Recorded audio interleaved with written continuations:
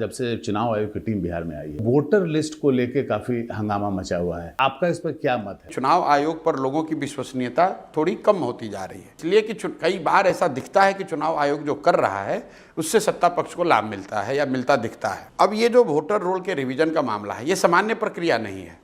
2003 के बाद जैसा मुझे बताया गया है, ये पहली बार इस तरह का स्पेशल ड्राइव लगा करके वोटर रोल को सो कॉल्ड क्लीन किया जा रहा है। लेकिन शक की सुई कहाँ से शुरू होती है? जो पिछले साल चुनाव हुए महाराष्ट्र में और हरियाणा में, वहाँ पर भी इस तरह के मैसिव इलेक्टोरल पोल रिवीजन हुआ और उसके बाद से विपक्षी पार्टियों का, विशेष करके विपक्ष के नेता राहुल गांधी का, कांग्रेस का ये आरोप है कि इलेक्टोरल रोल में महाराष्ट्र में, हरियाणा में जो चेंज हुआ उसमें सत्तारूढ़ दल भाजपा को फायदा हुआ और लाखों ऐसे नाम जो कि भाजपा के पक्ष में वोट देने वाले लोग नहीं थे, उनका नाम काट दिया गया।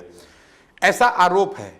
चुनाव आयोग ने उस आरोप का कोई विश्वसनीय जवाब अभी तक दिया नहीं, उसको खारिज कर दिया, लेकिन कोई जवाब नहीं दिया। तो मुझे ऐसा लगता है कि बिहार में अगर आप ऐसा कर रहे हैं तो चुनाव आयोग को, उनके अधिकारियों को एक्सप्लेन करना चाहिए कि अभी जो इलेक्टोरल रोल है इसमें संशोधन का आधार क्या होगा, किन लोगों का नाम आप हटा रहे हैं, जिन लोगों का नाम आप हटाना चाहते हैं उनको अपील करने की या अपनी बात करने की सुविधा होगी कि नहीं होगी।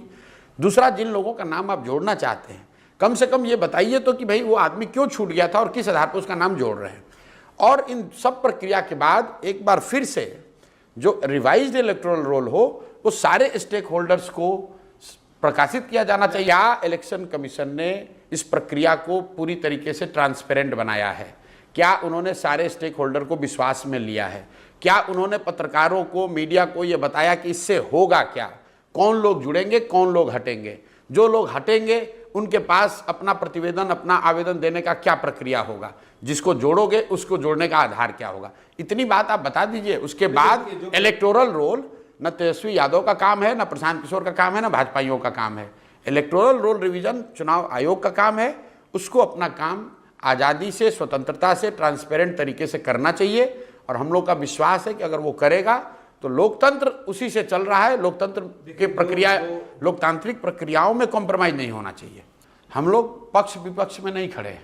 हम लोग ये चाहते हैं कि जो प्रक्रिया इलेक्शन कमीशन कर रही है उसको पूरी तरीके से ट्रांसपेरेंट किया जाए, उसमें जन सहभागिता हो, सारे स्टेक होल्डर्स को इन्वॉल्व किया जाए और अभी जो इलेक्टोरल रोल प्रकाशित हुआ है उसमें होने वाले किसी भी परिवर्तन को और उस परिवर्तन के आधार को जनता के बीच में रखा जाए।